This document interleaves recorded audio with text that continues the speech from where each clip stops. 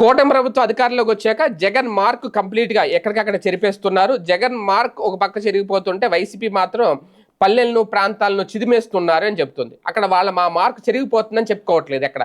ఎందుకు అంటే ఎక్కడ చూసినా జగన్మోహన్ రెడ్డి గారి బొమ్మ, ఇక్కడ సరిహద్దురాల దగ్గర నుంచి సర్టిఫికెట్ల మీద, లేదంటే ఏదైనా గ్రామంలోకి వెళ్తే అక్కడ సచివాలయం మీద జగన్ బొమ్మ, వార్డు సచివాలయం మీద జగన్ బొమ్మ, అలాగే ఆర్బీకేల మీద జగన్ బొమ్మ, ఇలాగ ప్రతిదీ, అలాగే డిజిటల్ లైబ్రరీ, ఇలా ప్రతిదీ ఆ ఊర్లలో ఆ బొమ్మలు తీసేయాలి అంటే కొన్ని చోట్ల ఆ వ్యవస్థల్ని తీసేస్తున్నారు.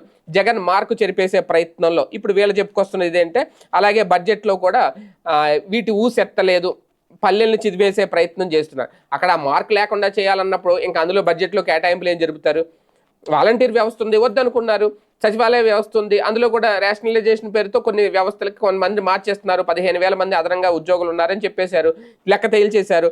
సో ఇటువంటి నేపథ్యంలో ఇప్పుడైతే వీళ్ళు చెప్పేది ఏంటి, టీడీపీ ప్రభుత్వం తీసుకుంటున్న నిర్ణయంలో ప్రధానంగా బడ్జెట్లో పల్లెల ప్రగతి కోసం పైసా కూడా కేటాయించలేదు అనేది. పల్లెల్లో ప్రధానంగా 2,000 జనాభా కలిగిన ప్రతి గ్రామంలో జగన్మోహన్ రెడ్డి ఉన్నప్పుడు సచివాలయం, ఆ పక్కనే రైతుల కోసం ప్రత్యేకంగా రైతు భరోసా కేంద్రం, అలాగే పల్లెవాసుల ఆరోగ్య పరీక్షల కోసం విలేజ్ క్లినిక్, పిల్లల చదువుల కోసం డిజిటల్ లైబ్రరీ, నాడు నేడు ద్వారా ఆధునిక సౌకర్యాలతో రంగురంగుల స్కూళ్ళు, ఇలా మొత్తం గ్రామ స్వరూపాన్ని మార్చేశారు కరెక్టే.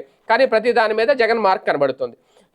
అందుకే ఆర్బీకే మీద జగన్ మార్కు, డిజిటల్ లైబ్రరీ మీద జగన్ మార్కు, వార్డు సచివాలయాలు, గ్రామ సచివాలయాల మీద జగన్ మార్కు, విలేజ్ క్లినిక్ల మీద జగన్ మార్కు, అలాగే నాడు నేడు స్కూళ్ళు అందంగా కనబడుతున్నాయంటే అక్కడ కూడా జగన్ మార్కు. మరి జగన్ మార్కు ఉండకూడదు అంటే ఇంకా అటువంటి కంటిన్యూ అవ్వకూడదు. అందుకే ఇప్పుడు వాటికి సంబంధించి కూడా అంటే ఒకటి ఇందులో కొన్ని మాత్రం ఇప్పుడు నాడు నేడు ఇలాంటివి కేంద్ర పథకాల నుంచి వచ్చే సొమ్ముల ద్వారా చేసినవి.